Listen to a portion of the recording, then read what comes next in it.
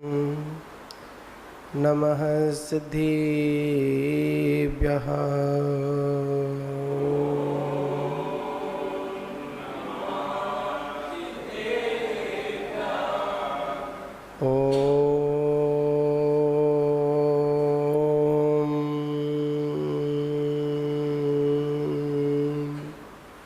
नमः सिद्धेभ्यः।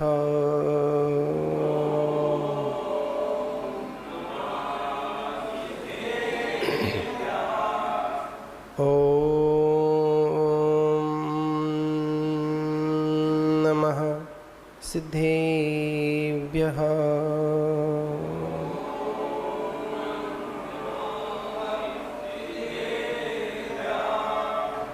ऋणमीदूरे सौविसिद्धे झाणोत्तम खबुदि देह संसारे। दस दस दो दोणाजिणे दस दो अणुपीहणं बुक्षि।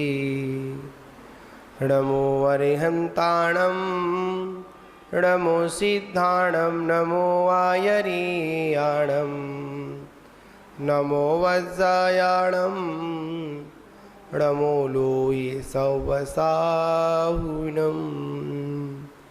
अनंतानंत सदे परमेष्टि भगवान की। प्रथम तीर्थंकर आदिनाथ भगवान की। शांतिनाथ भगवान की। महावीर भगवान की। परम पूज्य आचार्य श्री कुंद देव स्वामी की। परम पूज्य आचार्य श्री आदिसागर महावीर कीर्ति विमल सागर जी गुरु महाराज की। परम पूज्य तपस्वी सम्राट आचार्य गुरुदेव सन्मते सागर जी गुरु महाराज की। परम पूज्य परंपराचार्य श्री 108 सौभाग्य सागर जी गुरु महाराज की।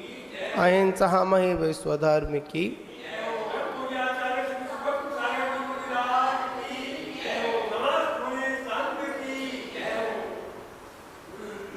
मान बाबू आचार्य श्री कुंद देव स्वामी इस बाणासुरपेखा ग्रंथ में मंगलाचरण के उस प्रथम गाथा के प्रथम छंद के उस काव्य में एक बात कही, झाड़ोत्तम या ध्यान करो, उत्तम ध्यान करो, और तब ध्यान ना कर पाओ तो ध्यान से सुनो। जब तक हम लोग ध्यान पूर्वक किसी वस्तु का श्रवण नहीं करेंगे तब तक वो वस्तु हमारे जीवन में कुछ भी परिवर्तन नहीं कर सकती है।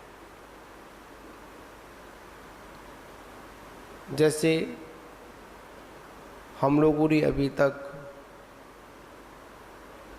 ध्यान की ही चर्चा और ध्यान की चर्चा में ही दूसरी गाथा का एक शब्द लिया, आध्रुव। आज संपूर्ण गाथा का वाचन कर लेते हैं अपन, उसके बाद आगे अपन इसको विस्तार पूर्वक प्रारंभ करेंगे। आध्रुवमासण में यत् मरणा संसार लोगमासु चित्तम आश्रव संवरणिज्जर धम्बम बोहिम चा चिंतिज्जा। आचार्य कुंद स्वामी कह रहे हैं, ध्यान पूर्वक सुनो।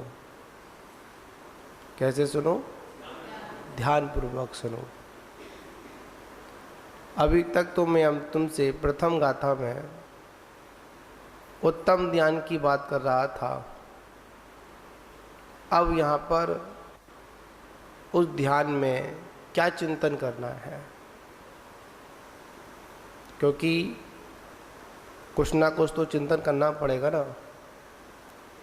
और जब तक हम लोग कोई चिंतन नहीं करेंगे तब तक काम भी नहीं चलेगा, क्योंकि स्वभाव भी कुछ जीव का ऐसा ही है। बिना चिंतन के ये एक क्षण भी नहीं रह सकता। कोई ये कहे मैं कुछ सोचता ही नहीं हूं, ऐसा तो तीन काल में संभव ही नहीं है। मैं तो कोई विचार ही नहीं करता हूं, ऐसा तो होता ही नहीं। चिंतन की धारा निरंतर चलती रहती है, क्योंकि ये जीव का स्वभाव है। किसका स्वभाव है? जीव का स्वभाव है। और जब ये जीव चिंतन की धारा से हट जाता है, मतलब चिंतन को विभाजन किया स्वभाव और विभाव। चिंतन भी दो धारा में चलता है, एक स्वभाव चिंतन चलता है और एक विभाव चिंतन चलता है। जब ये जीव विभाव में चिंतन करता है, चिंतन वहां पर भी है, क्योंकि जीव की व्यवस्था ही कुछ ऐसी है। जब इस जीव का ध्यान विभाव की ओर जाता है, परद्रव्यों की ओर जाता है, तो वहां से कुछ लेकर नहीं आता है, वहां तो सिर्फ देकर ही आता है। क्या देकर आता है? मात्र अपना समय देकर आता है। जिस समय ये विभाव की ओर जा रहा है, उस समय अगर ये स्वभाव की ओर चला जाए तो ये सुखी हो जाए। हमारी चिंतन शैली अधिकांश नीचे की ओर ज़्यादा चलती है, ऊपर की ओर कम चलती है। आप लोगों से पूछेंगे, जीव जब दुखी होता है तो उसके पीछे क्या कारण है? सिर्फ एक ही कारण है, उसका जो चिंतन था वो चिंता में परिवर्तित हो गया। क्या था? जो चिंतन शैली थी वो किस ओर चली गई? उसकी चिंता की ओर चली गई। आचार्य भगवान कहते हैं, अगर किसी साधक को अगर इस बात की चिंता हो जाए कि मुझे बुद्धि की प्राप्ति नहीं हो रही है, किसकी चिंता हो जाए? मुझे बुद्धि की प्राप्ति नहीं हो रही है, तो आचार्य भगवत कहते हैं वो 3 काल में बुद्धि की प्राप्ति कर ही नहीं सकता है। क्या हो गई? चिंता हो गई ना। किसकी चिंता हुई? हे प्रभु, मुझे बुद्धि की प्राप्ति नहीं हो रही है। और जहां पर ऐसा भाव आ गया, अब व्यवहार में भी दो, शुभ और अशुभ। क्या समझे आप लोग? एक शुभ और एक अशुभ। शुभ में कौन आए? हमारे पंच परमेष्ठी, जो मोक्ष मार्ग में साधन भूत है। कौन है?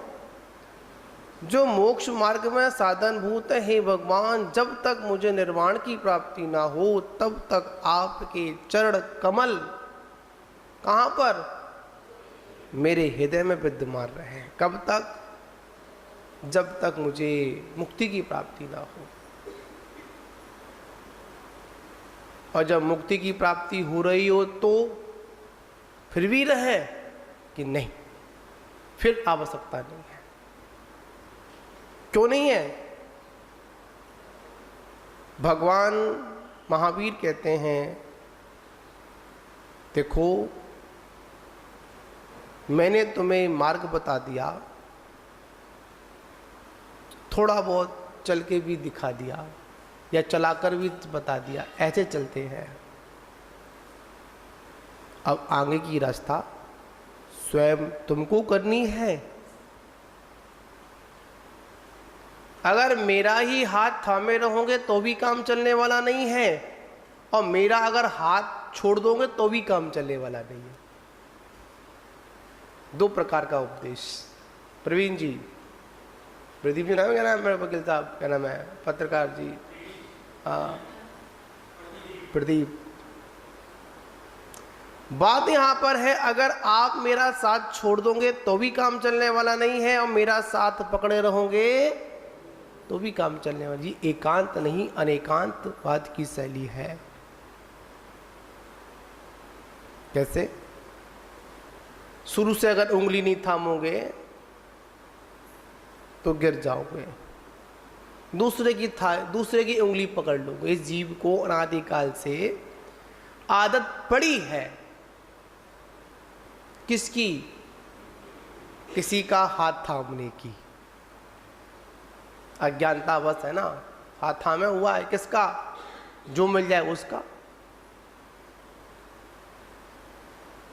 बिना आदत, बिना हाथ थामे चल नहीं पाता है।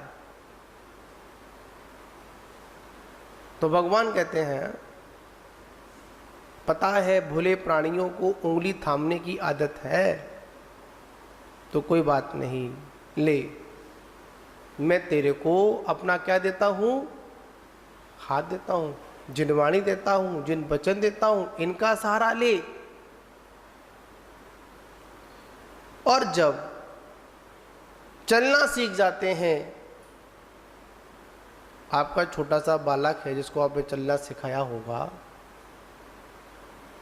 खड़ा होता है गिर जाता है, खड़ा होता है गिर जाता है, चलने का प्रयास करता पर चल नहीं पाता है।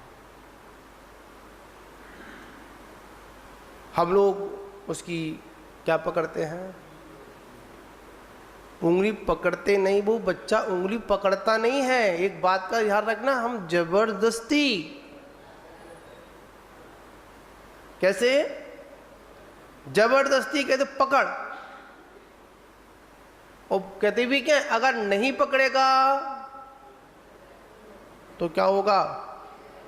गिर जाएगा। पकड़, जबरदस्ती पकड़ाते हैं, पकड़ लेता है, चलाते हैं। जब थोड़ा सा पैर जमाना शुरू करता है तो वो क्या करता है?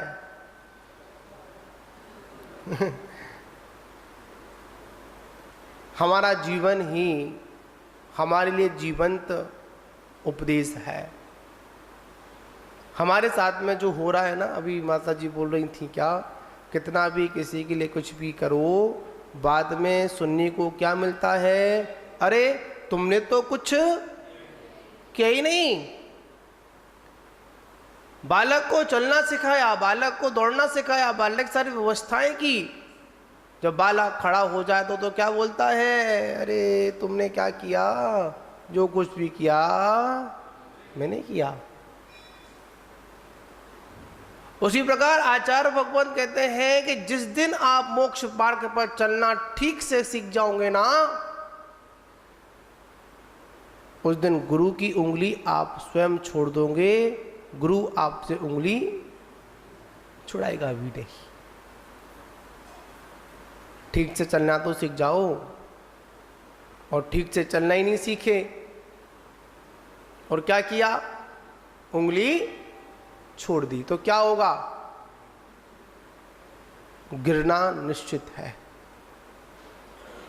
उसी प्रकार आचार्य भगवान कहते हैं, हमको ध्यान रखना है चिंतन शैली में परमात्मा को रखना है। क्यों? जब तक हमारी चिंतन शैली में परमात्मा नहीं होगा, जब तक पाप पर श्रव रुकने वाला नहीं है। संसार अवस्था में दो प्रकार का आश्रव होता है, शुभाश्रव और पापाश्रव, शुभाश्रव और अशुभाश्रव। अभी आगे आश्रव भावना चलेगी, उसमें 57 भेद आएंगे। कैसे कैसे होता है अपन थोड़ा समझ लेते हैं। शुभाश्रव पापाश्रव, यह जीव दो ही काम संसार में कर सकता, दो में से एक काम करेगा, या शुभ करेगा या अशुभ करेगा।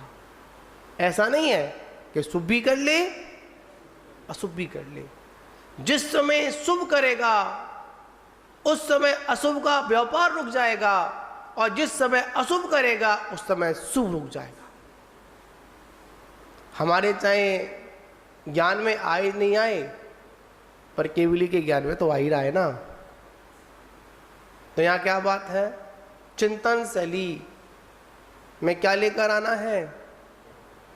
पहले तो परमात्मा को लेकर आना है, और जब परमात्मा हमारे चिंतन में आ जाएगा पूर्णता से, परमात्मा की पूरी बात समझ में आ जाएगी, तो कहते हैं वहीं पर तेरा परमात्मा प्रकट होना प्रारंभ हो जाएगा।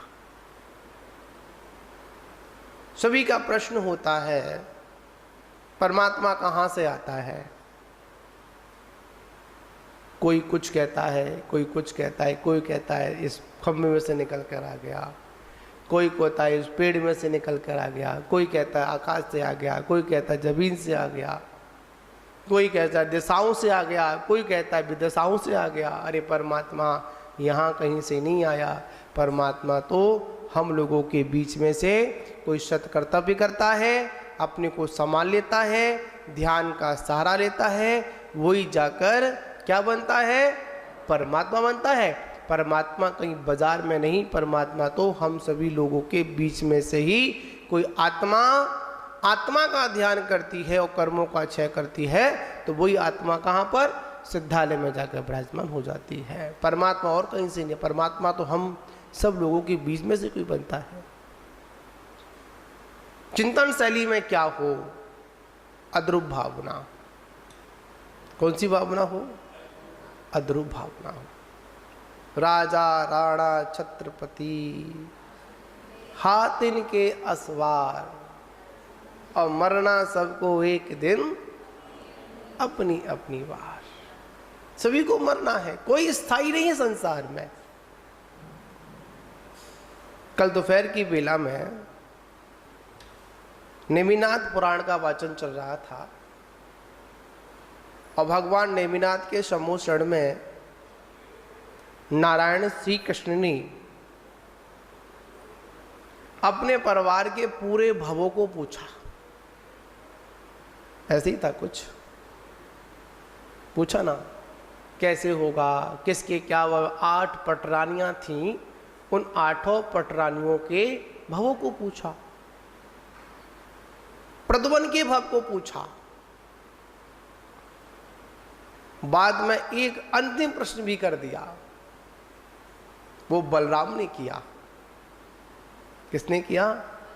बलराम ने किया। बताओ, ये द्वारावती मतलब द्वारिका कब तक है? भगवान के ज्ञान में जैसा आया वैसा बता दिया। ये द्वारकावती द्वारका मतलब द्वारकापुर 12 वर्ष के बाद नष्ट हो जाएगी। किसके द्वारा? द्वीपान मुनि। उस समय मुनि नहीं थे। नारायण श्री कृष्ण का वध जरत कुमार जी के द्वारा होगा। पूरा का पूरा वर्णन बता दिया, कौन बचेगा कौन जाएगा। उस समय नारायण श्री कृष्ण ने अपने परिवार के लोगों से कह दिया कि मेरा जो होगा ठीक है, जिसको सन्यास लेना है वो सन्यास ले सकता है, मेरी चिंता मत करना, मेरा जो होगा देखा जाएगा। कर्मों की गति बड़ी न्यारी। जो द्वारिका नारायण श्री कृष्ण के द्वारा बनी, किसके द्वारा बनी? कुबेर ने रचना की उसकी, इंद्रों ने समुद्र में क्या बना दिया? 12 योजन की क्या बना दी? द्वारका बना दी। खुद के सामने बनी और खुद के सामने ही नष्ट हो गई। मैंने संघ के लोगों से कहा, देखो संसार की स्थिति, इससे बड़ी प्रमाणिकता क्या मिलेगी कि जिसने बनाई, जिसके सामने बनी, उसके सामने ही क्या हो गई? नष्ट हो गई। जिसको बचाने जा रहे थे वो भी, रथ का पहिया टूट गया। क्या टूट गया? बैल मतलब घोड़े लगाए थे, घोड़े भी खत्म हो गए। खुद जोता, फिर भी निकाल नहीं पाए। इससे यह प्रतीत होता है जिस जीव का जैसा जब जहां होना है वो निश्चित है। क्या है? निश्चित है। पर प्रयास तो उन्होंने पूरा किया था। द्वीपान मुनि ने भी प्रयास किया, निकल गए। कहां पर? जब मैं रहूंगा ही नहीं, मैं देखता हूं कैसे नष्ट होगी। जरत कुमार भी चले गए, जब मैं आसपास रहूंगा नहीं तो निमित्त कैसे बनूंगा। पर तीर्थंकर की वाणी कभी झूठी नहीं होती है। जो तीर्थंकर की वाणी में आया, जैसा आया वैसा ही हुआ। 1 महीना भूल गए। क्या भूल गए? लोन का महीना भूल गए। जो लोन चल रहा है ना अभी, 1 लोन का महीना भूल गए। आ गए वही सारे के सारे निमित्त बनकर तैयार हो गए। नारायण श्री कृष्ण ने भी सारी मधुशालाओं को बंद करा दिया। सभी यादव वंशियों को भी नियम दिला, कोई मधुपान नहीं करेगा, कोई नशा नहीं करेगा। सारी की सारी मधु कहां डाल दी? शराब तालाब में डाल दी। सब निमित्त की बात है। किसकी बात है? देखिए, इधर बचाव भी चल रहा है, उधर कर्म भी आमने सामने खड़े हो दोनों लोग। तीर्थंकर की वाणी भी सामने प्रमाणता को लिए हुए है। संयोग से यादव पुत्र जंगल में घूमने के लिए गए, कीड़ा करने गए। बहुत गर्मी पड़ रही थी, आज गर्मी पड़ रही है ना, बड़ी तेज प्यास लगी। सूख गई थी वो, बारिश का पानी इकट्ठा हुआ, फिर वही मधु क्या बन गई? सूख गई थी ना, वही शराब बन गई। उसका पान कर लिया। जैसे मुनि को देखा, तुरंत यादवों ने, या मतलब यादव पुत्रों ने क्या किया? अब शब्द कहना प्रारंभ कर दिया। तो वही तीर्थंकर की वाणी प्रमाणता को सिद्ध हो गई। दीपान मुनि को क्रोध आ गया, और क्रोध आने से क्या हुआ? पुतला निकलता है, पूरी द्वारकापुरी को नष्ट कर देता है, बाद में मुनि को भी नष्ट कर देता है। चिंतन करने वाली बात है। आचार्य भगवान कहते हैं जिसके द्वारा बनी, जो वहां रहा उसके द्वारा ही नष्ट हो गई। कभी कभी ऐसा होता है, आपके व्यवहारिक जीवन में देखा जाता है। नित्यता की बात करें, अनित्यता की बात करें, रातों रात दिन बदल जाते हैं, वक्त नहीं लगता समय को बदलने में। सुबह तो आराम से चैन की नींद सोया होता है, और सुबह जब उठता है तो फर्श पर दिखाई देता है। कहां दिखाई देता है? फर्श पर दिखाई देता है। ये क्या है? ये संसार की अनित्यता है। चिंतन करिए, एक बार विचार करिए, संसार में आखिर भी क्या है? पुत्र, मित्र, पत्नी, ये सब संयोग है, संयोग से प्राप्त हुए हैं। इन संयोगों के मिलने पर ज्यादा क्या नहीं करना, भाव मत लेना। आज इनका संयोग हुआ है तो कल इनका वियोग भी निश्चित है। लोग बोलते हैं यह मेरा कहना मानता है तो मेरे लिए बहुत अच्छा है। हम प्रसन्नता किसकी करते हैं? किसके बारे में अच्छा बोलते हैं? जो हमारा कहना मानता है।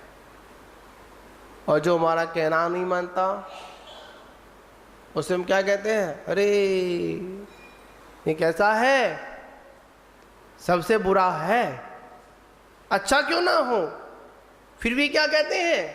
बहुत बुरा है।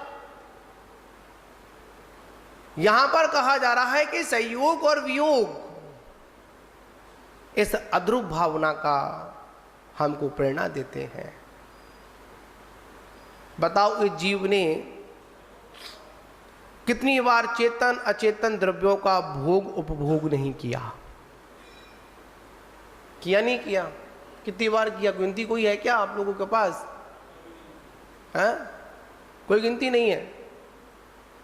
भोग भी किया और उपभोग भी किया। जब भोग और उपभोग किया तो संसार में इतना कुछ किया, पर आखिर में क्या मिला? कुछ भी सार नहीं मिला। क्यों नहीं मिला? क्योंकि हमारा चिंतन चिदानंद की ओर नहीं था, हमारा चिंतन कलाकंद की ओर था। क्यों मोहित भाई? किस ओर था? चिदानंद की ओर नहीं था। किसकी ओर था? कलाकंद। संसार के दुखों को, संसार के सुखों को आचार्य ने कहा, इस संसार के सुखों को आप सुख मांग रहे हो ना, मान रहे हो ना, मान्यता में है, क्षणिक सुख है। कैसे? सुंदर एक उदाहरण दिया। वो क्या उदाहरण है कि चाशनी में लिपटी हुई छुरी आपने देखी है? गुड़ की चाशनी में लिपटी हुई छुरी और मुंह में रख दी जाए, बताओ क्या करोगे आप लोग? बड़े चाव से खाओगे। उस चाशनी को चाटने में इतना स्वाद आएगा, इतना स्वाद आएगा, इतना स्वाद आएगा,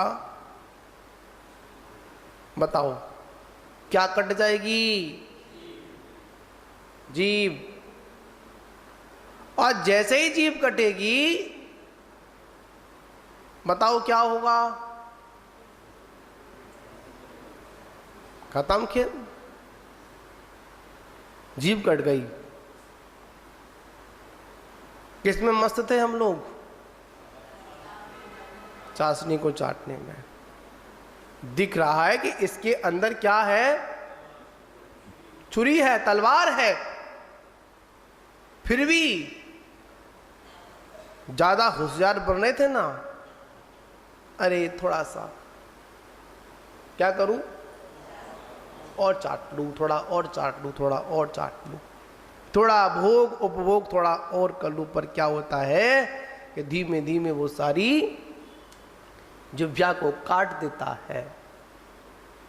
आचार्य भगवत कहते हैं, सोचिए, विचार करिए, इस शरीर ने, इस आत्मा ने क्या किया? विभिन्न विभिन्न गतियों में संचरण करता हुआ इंद्रियों से सहित शरीर तथा चेतन अचेतन द्रव्यों को एक बार नहीं अनेकों बार भोग उपभोग के साधनों को प्राप्त किया।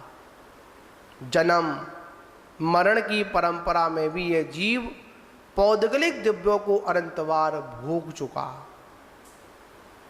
ये किसकी बात है? हम सभी की बात है। कितनी बार भोग चुका? अनंत बार भोग चुका। फिर भी इसको छोड़ना नहीं चाहता।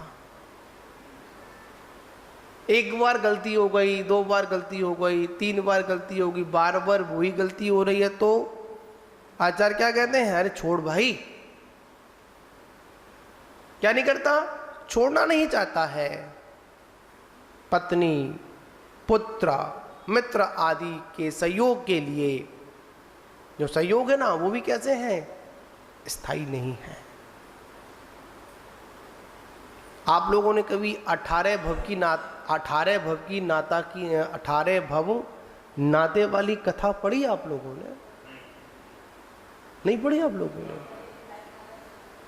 एक जीव के 18 नाते हैं, रिश्ते 18 रिश्ते। हाँ, नाते बोलते हैं, नाते वाली कहानी है, पर यहां पर रिश्ते बोल दो, है ना। एक जीव के एक साथ में कितने नाते? एक ही भाव में 18 नाते। मौका मिलेगा कभी सुनाऊंगा पूरी कथा। आज तुम्हारी छुट्टी है, मेरी छुट्टी थोड़ी है अभी। क्या समझे? है? हाँ, एक पर्याय में 18 मतलब नाते बना लेता है ये जीव, वो भी स्थायी नहीं रहते हैं। महान बाबू जो प्राप्त शरीर किया है ना, जो इंद्रियों को प्राप्त किया है, वो भी क्षणिक है। बताओ, बचपन में शरीर कैसा था, जवानी में कैसा था, और बुढ़ापे में कैसा है? जो बचपन में था वो जवानी में नहीं है, जो जवानी में था वो बुढ़ापे में नहीं है, और जो बुढ़ापे में है वो मरणासन अवस्था पर नहीं है। शरीर ये प्रतिक्षण बदलता है। जिस वस्तु का हम सेवन करते हैं ना, इंद्रिय सुख की बात, यहां क्षणिकता की बात कही। जिस इंद्रिय सुख में जो हमको आनंद आ रहा था ना, वो दूसरे क्षण वैसा आनंद फिर नहीं आता है। कभी आप प्रैक्टिकल कर लेना, अपने जीवन में उतार कर देख लेना। कभी रचना इंद्रिय को सेवन करना, जो विषय रचना इंद्रिय के है ना, सेवन करना, जो आनंद पहले ग्रास में आया वैसा आनंद किसमें नहीं आएगा? दूसरे ग्रास में नहीं आएगा। क्या आ जाएगा? परिवर्तन आ जाएगा। जो आनंद दूसरे ग्रास में आया था ना, वो तीसरे में नहीं आएगा। क्यों नहीं आएगा? परिवर्तनशील व्यवस्था है, स्थायी व्यवस्था नहीं है। कैसी है? परिवर्तनशील व्यवस्था है। आप कोई भी काम करना, एक शब्द क्या बोलना, एक शब्द क्या सुनना, कि जो भी आप इंद्रिय संबंधित कार्य करोगे उसमें एक जैसा आनंद दूसरी बार में नहीं आएगा। उसमें कुछ ना कुछ क्या आ जाएगा? परिवर्तन आ जाएगा। इसलिए क्या बोलते हैं? अध्रुव। ये तो सत्यता है।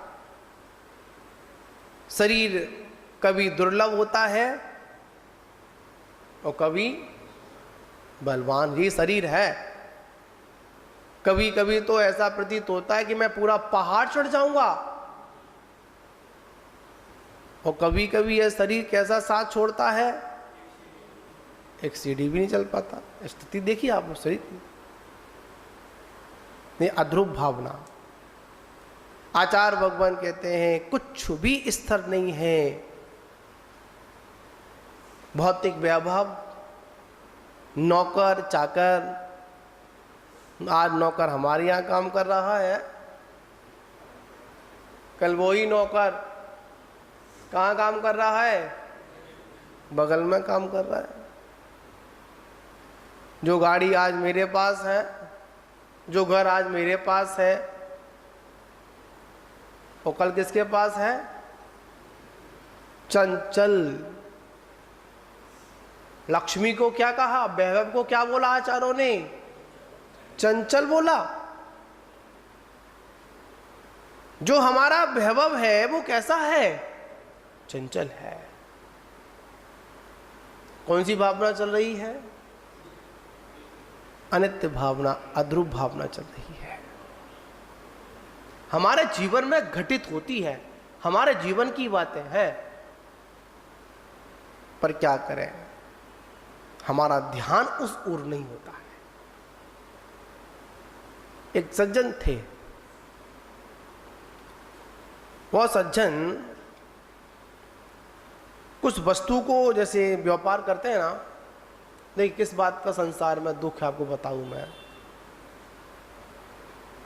कि सज्जन थे, वो सज्जन ने 100 रुपए की कोई वस्तु खरीदी। कितनी खरीदी? 100 रुपए की खरीदी और 300 रुपए में बेच दी। कितने बेची? 300 में बेच दी। और जैसे ही बेची तो 100 रुपए और बढ़ गए।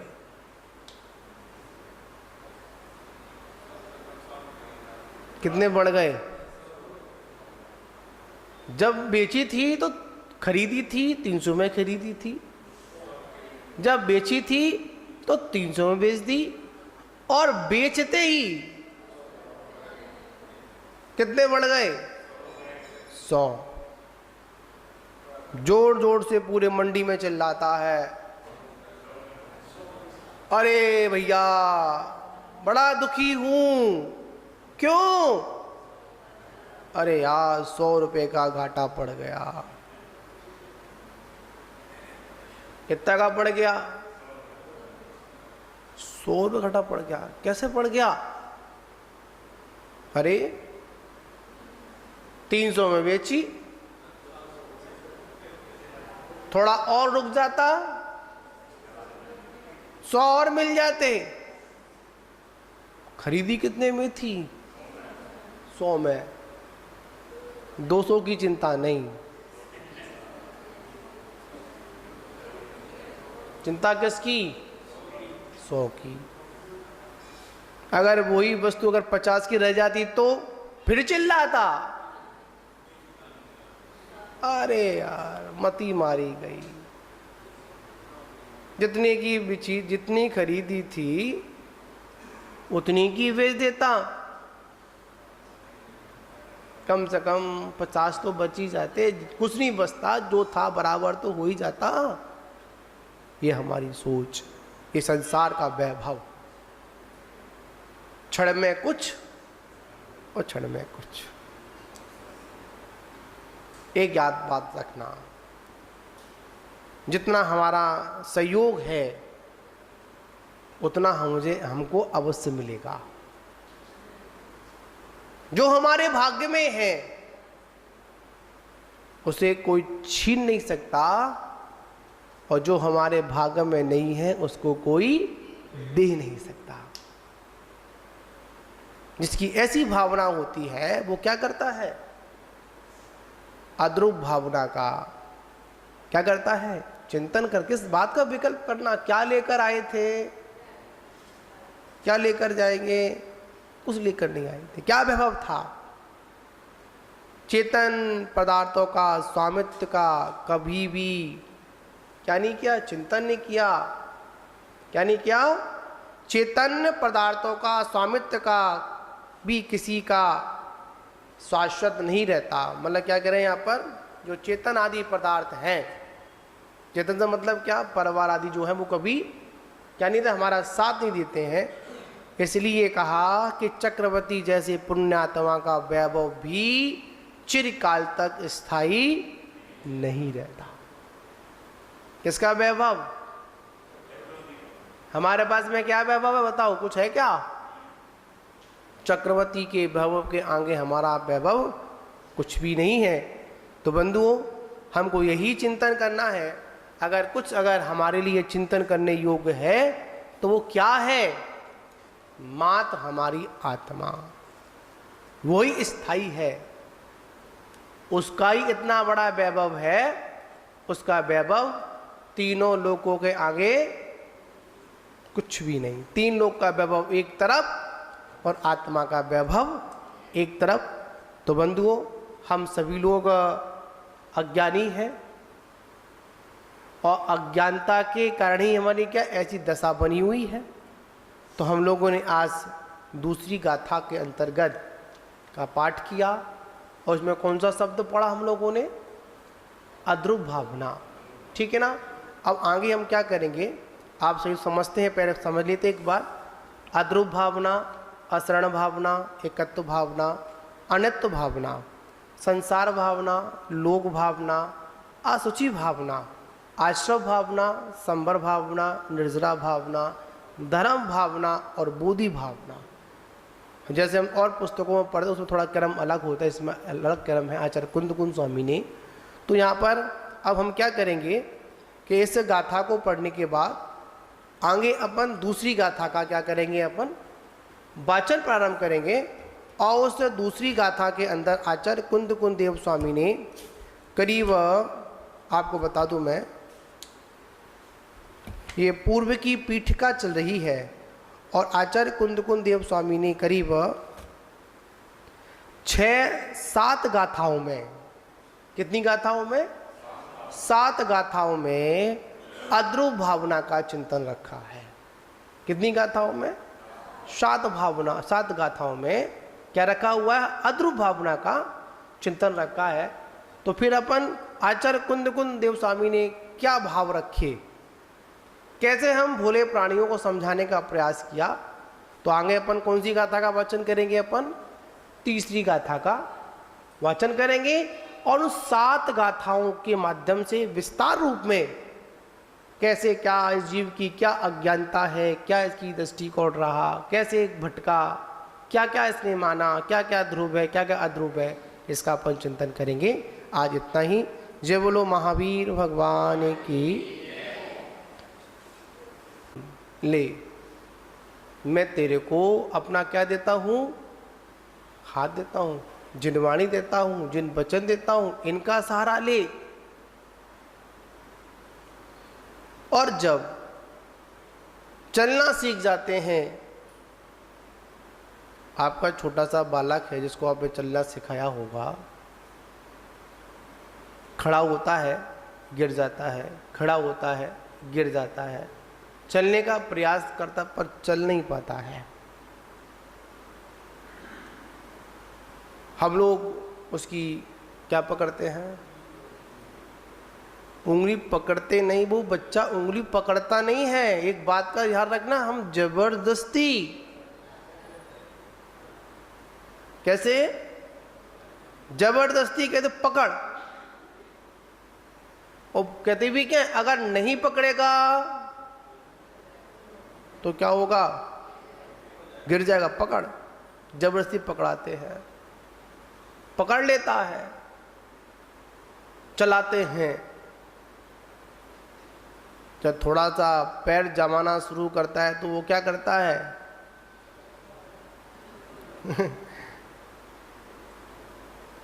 हमारा जीवन ही हमारे लिए जीवंत उपदेश है। हमारे साथ में जो हो रहा है ना, अभी माता जी बोल रही थी क्या, कितना भी किसी के लिए कुछ भी करो, बाद में सुनने को क्या मिलता है? अरे तुमने तो कुछ किया ही नहीं। बालक को चलना सिखाया, बालक को दौड़ना सिखाया, बालक सारी व्यवस्थाएं की। जब बालक खड़ा हो जाए तो क्या बोलता है? अरे तुमने क्या किया? जो कुछ भी किया मैंने किया। उसी प्रकार आचार्य भगवान कहते हैं कि जिस दिन आप मोक्ष मार्ग पर चलना ठीक से सीख जाओगे ना, उस दिन गुरु की उंगली आप स्वयं छोड़ दोगे, गुरु आपसे उंगली छुड़ाएगा भी नहीं। ठीक से चलना तो सीख जाओ, और ठीक से चलना ही नहीं सीखे और क्या किया? उंगली छोड़ दी तो क्या होगा? गिरना निश्चित है। उसी प्रकार आचार्य भगवान कहते हैं हमको ध्यान रखना है, चिंतन शैली में परमात्मा को रखना है। क्यों? जब तक हमारी चिंतन शैली में परमात्मा नहीं होगा, जब तक पाप परिश्रम रुकने वाला नहीं है। संसार अवस्था में दो प्रकार का आश्रव होता है, शुभाश्रव और पापाश्रव, शुभाश्रव और अशुभाश्रव। अभी आगे आश्रव भावना चलेगी, उसमें 57 भेद आएंगे, कैसे कैसे होता है अपन थोड़ा समझ लेते हैं। शुभाश्रव पापाश्रव, यह जीव दो ही काम संसार में कर सकता, दो में से एक काम करेगा, या शुभ करेगा या अशुभ करेगा। ऐसा नहीं है कि शुभ भी कर ले अशुभ भी कर ले। जिस समय शुभ करेगा उस समय अशुभ का व्यापार रुक जाएगा, और जिस समय अशुभ करेगा उस समय शुभ रुक जाएगा। हमारे चाहे ज्ञान में आए नहीं आए, पर केवली के ज्ञान में तो आ ही रहा है ना। तो यहाँ क्या बात है, चिंतन शैली में क्या लेकर आना है, पहले तो परमात्मा को लेकर आना है, और जब परमात्मा हमारे चिंतन में आ जाएगा पूर्णता से, परमात्मा की पूरी बात समझ में आ जाएगी, तो कहते हैं वहीं पर तेरा परमात्मा प्रकट होना प्रारंभ हो जाएगा। सभी का प्रश्न होता है परमात्मा कहाँ से आता है। कोई कुछ कहता है, कोई कुछ कहता है, कोई कहता है इस खंभे में से निकल कर आ गया, कोई कहता है इस पेड़ में से निकल कर आ गया, कोई कहता है आकाश से आ गया, कोई कहता है जमीन से आ गया, कोई कहता है दिशाओं से आ गया, कोई कहता है विदिशाओं से आ गया। अरे परमात्मा यहाँ कहीं से नहीं आया, परमात्मा तो हम लोगों के बीच में से कोई सत कर्तव्य करता है, अपने को संभाल लेता है, ध्यान का सहारा लेता है, वही जाकर क्या बनता है, परमात्मा बनता है। परमात्मा कहीं बाजार में नहीं, परमात्मा तो हम सभी लोगों के बीच में से ही कोई आत्मा का ध्यान करती है और कर्मों का क्षय करती है, तो वही आत्मा कहाँ पर, सिद्धालय में जाकर विराजमान हो जाती है। परमात्मा और कहीं से नहीं, परमात्मा तो हम सब लोगों के बीच में से कोई बनता है। चिंतन शैली में क्या हो, अद्रुप भावना। कौन सी भावना हो, अद्रुप भावना हो। राजा राणा छत्रपति हाथ इनके असवार, और मरना सबको एक दिन अपनी अपनी बार। सभी को मरना है, कोई स्थायी नहीं है संसार में। कल दोपहर की बेला में नेमिनाथ पुराण का वाचन चल रहा था, और भगवान नेमिनाथ के सम्मोचन में नारायण श्री कृष्ण ने अपने परिवार के पूरे भवों को पूछा। ऐसे ही था कुछ, पूछा ना कैसे होगा, किसके क्या। 8 पटरानियां थीं, उन 8 पटरानियों के भवों को पूछा, प्रद्युम्न के भव को पूछा। बाद में एक अंतिम प्रश्न भी कर दिया, वो बलराम ने किया। किसने किया, बलराम ने किया। बताओ, ये द्वारावती मतलब द्वारिका कब तक है। भगवान के ज्ञान में जैसा आया वैसा बता दिया। ये द्वारकावती, द्वारका मतलब द्वारकापुर 12 वर्ष के बाद नष्ट हो जाएगी। किसके द्वारा, द्वीपान मुनि। उस समय मुनि नहीं थे। नारायण श्री कृष्ण का वध जरत कुमार जी के द्वारा होगा। पूरा का पूरा वर्णन बता दिया, कौन बचेगा कौन जाएगा। उस समय नारायण श्री कृष्ण ने अपने परिवार के लोगों से कह दिया कि मेरा जो होगा ठीक है, जिसको संन्यास लेना है वो संन्यास ले सकता है, मेरी चिंता मत करना, मेरा जो होगा देखा जाएगा। कर्मों की गति बड़ी न्यारी। जो द्वारिका नारायण श्री कृष्ण के द्वारा बनी, किसके द्वारा बनी, कुबेर ने रचना की उसकी। इंद्रों ने समुद्र में क्या बना दिया, 12 योजन की क्या बना दी, द्वारका बना दी। खुद के सामने बनी और खुद के सामने ही नष्ट हो गई। मैंने संघ के लोगों से कहा, देखो संसार की स्थिति, इससे बड़ी प्रमाणिकता क्या मिलेगी कि जिसने बनाई, जिसके सामने बनी, उसके सामने ही क्या हो गई, नष्ट हो गई। जिसको बचाने जा रहे थे वो भी रथ का पहिया टूट गया। क्या टूट गया? बैल, मतलब घोड़े लगाए थे, घोड़े भी खत्म हो गए, खुद जोता फिर भी निकाल नहीं पाए। इससे यह प्रतीत होता है जिस जीव का जैसा जब जहां होना है वो निश्चित है। क्या है? निश्चित है। पर प्रयास तो उन्होंने पूरा किया था। द्वीपान मुनि ने भी प्रयास किया, निकल गए। कहां पर? जब मैं रहूंगा ही नहीं तो न देखता हूं कैसे नष्ट होगी। जरत कुमार भी चले गए, जब मैं आसपास रहूंगा नहीं तो निमित्त कैसे बनूंगा। पर तीर्थंकर की वाणी कभी झूठी नहीं होती है।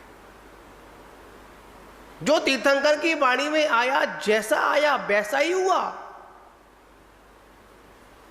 1 महीना भूल गए। क्या भूल गए? लोन का महीना भूल गए। जो लोन चल रहा है ना अभी,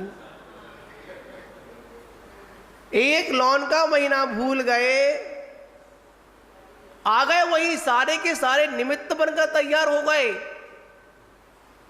नारायण श्री कृष्ण ने भी सारी मधुशालाओं को बंद करा दिया।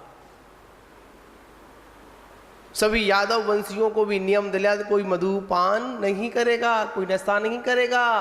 सारी की सारी मधु कहां डाल दी? शराब तालाब में डाल दी। सब निमित्त की बात है। किसकी बात है? देखिए, इधर बचाव भी चल रहा है,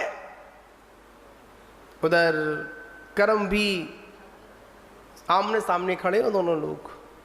तीर्थंकर की वाणी भी सामने प्रमाणता को लिए हुए है। सहयोग से यादव पुत्र जंगल में घूमने के लिए गए, कीड़ा करने गए। बहुत गर्मी पड़ रही थी, आज गर्मी पड़ रही है ना, बड़ी तेज प्यास लगी, सूख गई थी वो।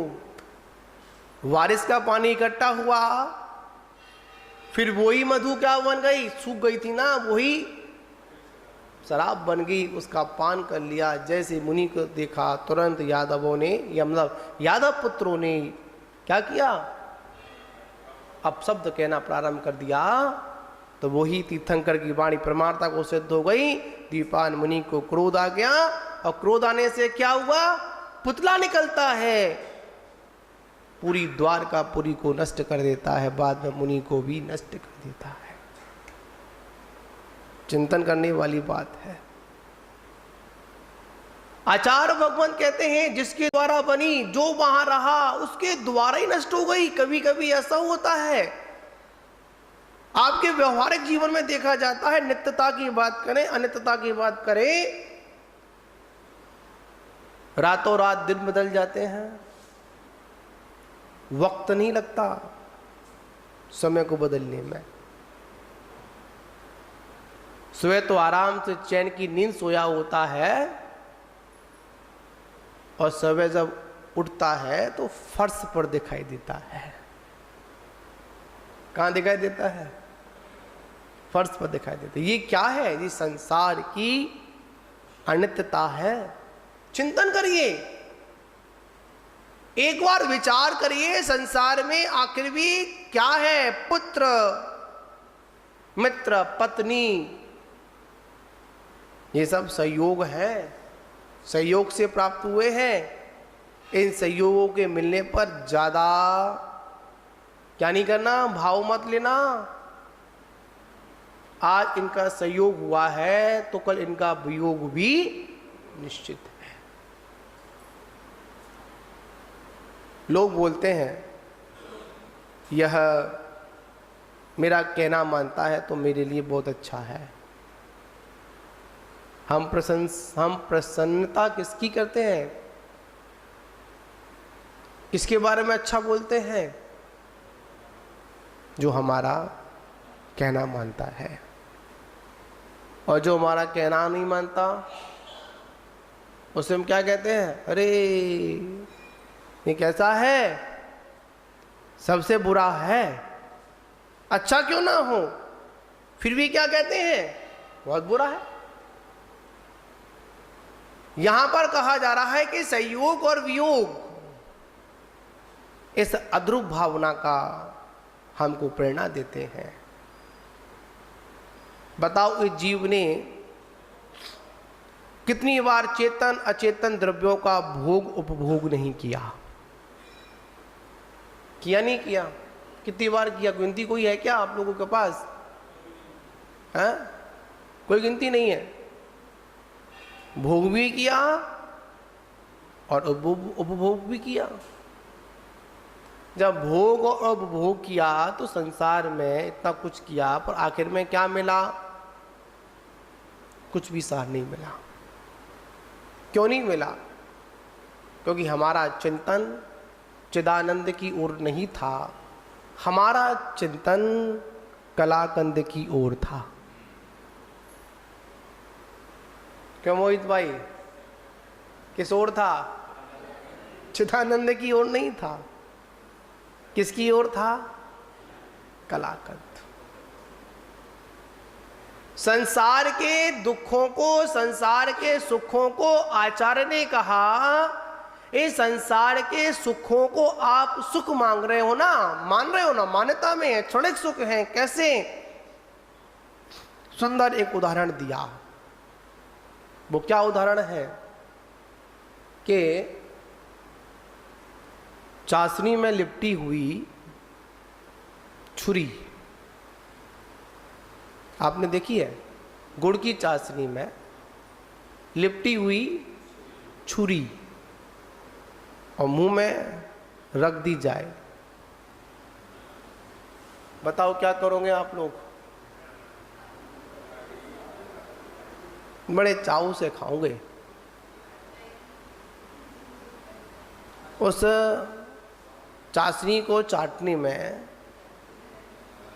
इतना स्वाद आएगा, इतना स्वाद आएगा, इतना स्वाद आएगा,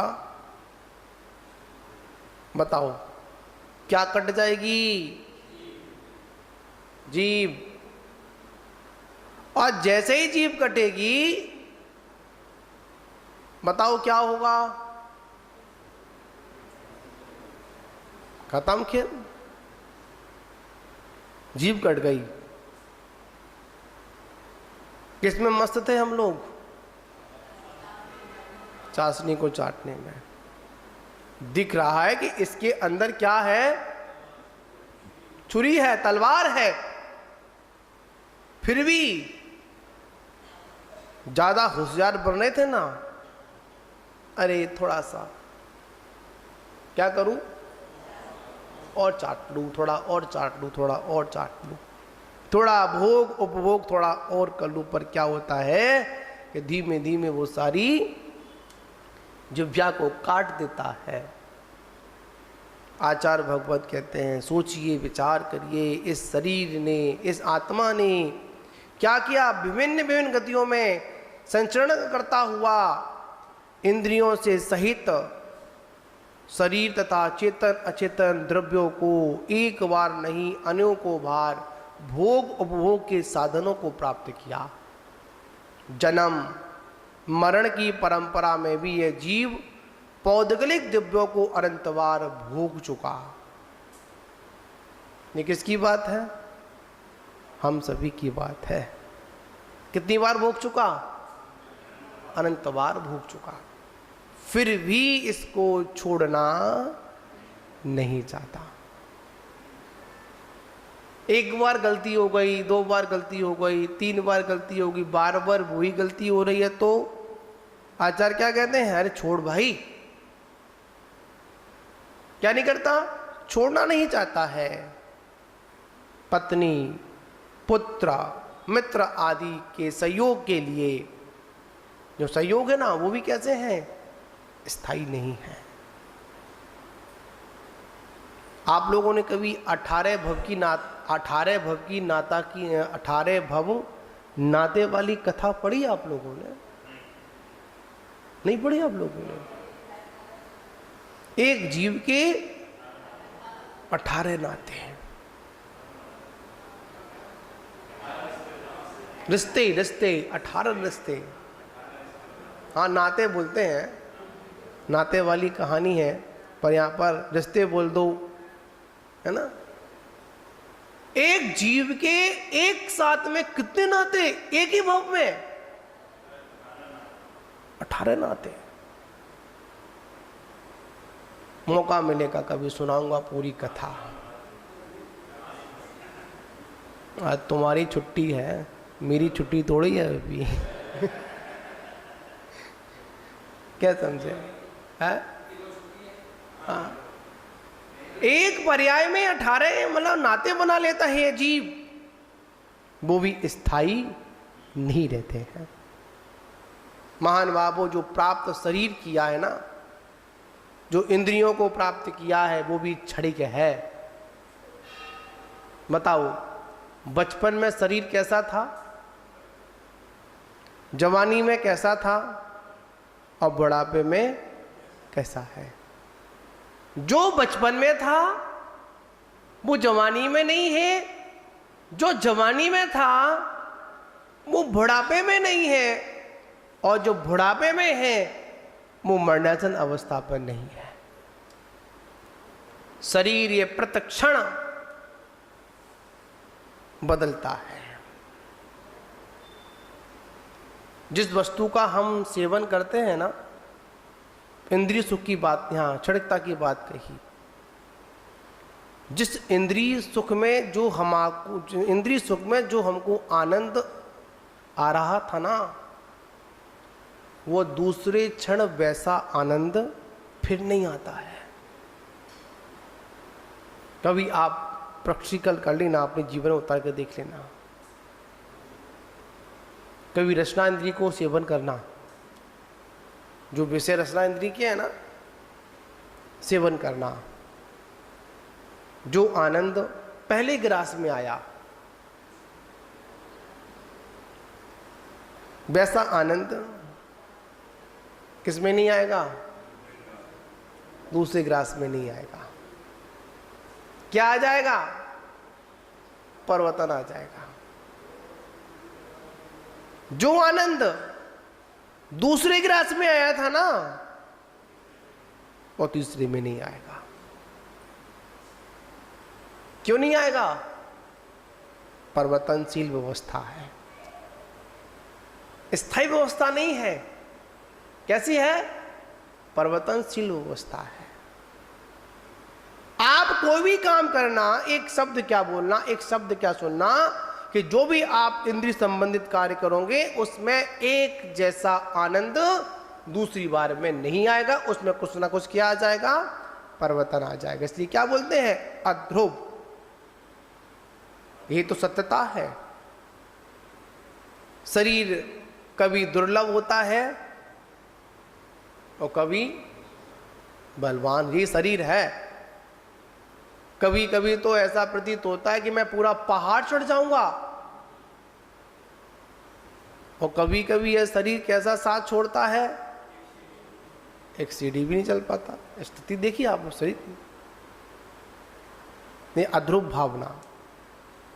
आचार्य भगवान कहते हैं कुछ भी स्थिर नहीं है। भौतिक वैभव, नौकर चाकर, आज नौकर हमारे यहाँ काम कर रहा है,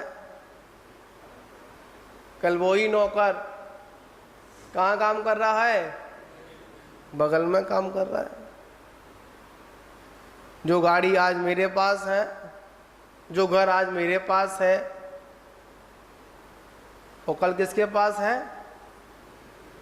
चंचल। लक्ष्मी को क्या कहा, वैभव को क्या बोला आचार्यों ने? चंचल बोला। जो हमारा वैभव है वो कैसा है? चंचल है। कौन सी भावना चल रही है? अनित्य भावना, अध्रुव भावना चल रही है। हमारे जीवन में घटित होती है, हमारे जीवन की बातें हैं, पर क्या करें, हमारा ध्यान उस ओर नहीं होता है। एक सज्जन थे, वह सज्जन कुछ वस्तु को जैसे व्यापार करते हैं ना, नहीं किस बात का संसार में दुख है आपको बताऊं मैं, कि सज्जन थे, वो सज्जन ने 100 रुपए की कोई वस्तु खरीदी। कितनी खरीदी? 100 रुपए की खरीदी और 300 रुपए में बेच दी। कितने बेची? 300 में बेच दी। और जैसे ही बेची तो 100 रुपए और बढ़ गए।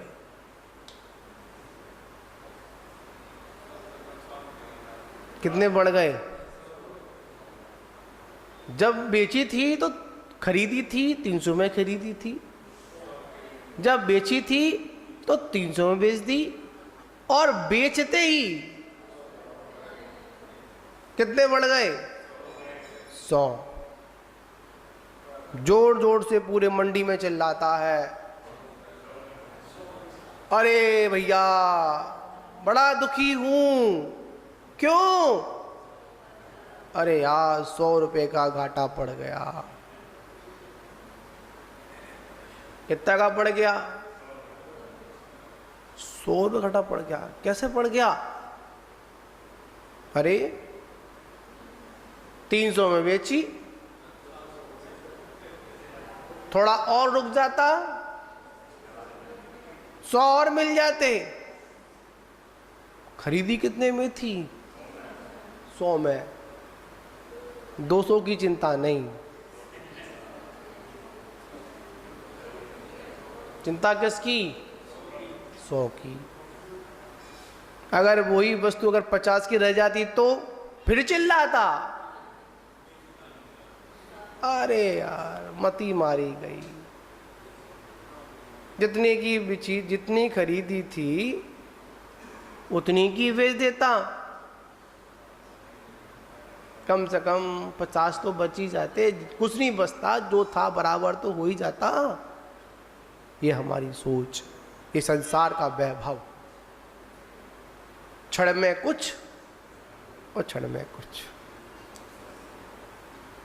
एक याद बात रखना, जितना हमारा सहयोग है उतना हमको अवश्य मिलेगा। जो हमारे भाग्य में है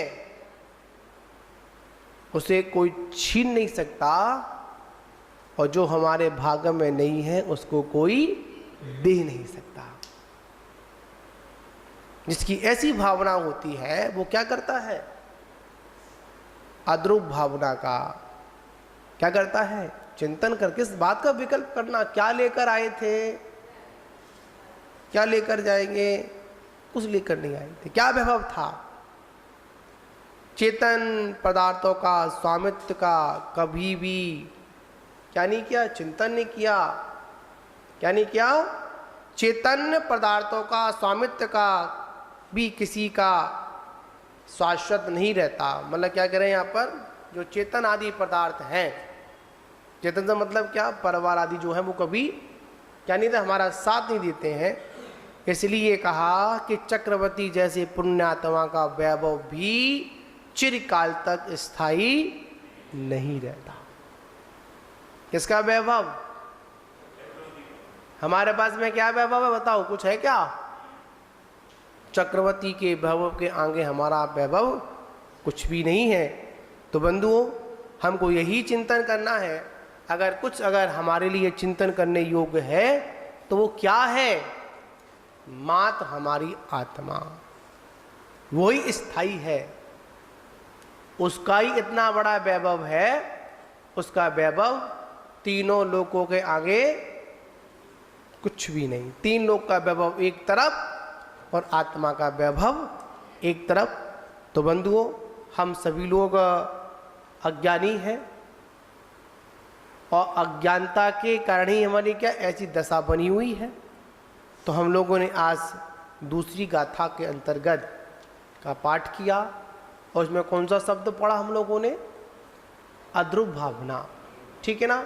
अब आगे हम क्या करेंगे, आप सभी समझते हैं, पहले समझ लेते एक बार। अद्रुप भावना, अशरण भावना, एकत्व भावना, अनित्व भावना, संसार भावना, लोक भावना, असुचि भावना, आश्रव भावना, संवर भावना, निर्जरा भावना, धर्म भावना और बोधि भावना। जैसे हम और पुस्तकों में पढ़ते उसमें थोड़ा क्रम अलग होता है, इसमें अलग क्रम है आचार्य कुंद स्वामी ने। तो यहाँ पर अब हम क्या करेंगे कि इस गाथा को पढ़ने के बाद आगे अपन दूसरी गाथा का क्या करेंगे, अपन वाचन प्रारंभ करेंगे। और उस दूसरी गाथा के अंदर आचार्य कुंद देव स्वामी ने करीब, आपको बता दूं मैं, ये पूर्व की पीठिका चल रही है और आचार्य कुंद देव स्वामी ने करीब 6-7 गाथाओं में, कितनी गाथाओं में? 7 गाथाओं में अद्रुप भावना का चिंतन रखा है। कितनी गाथाओं में? 7 गाथाओं में क्या रखा हुआ है? अद्रुप भावना का चिंतन रखा है। तो फिर अपन आचार्य कुंद देव स्वामी ने क्या भाव रखे, कैसे हम भोले प्राणियों को समझाने का प्रयास किया।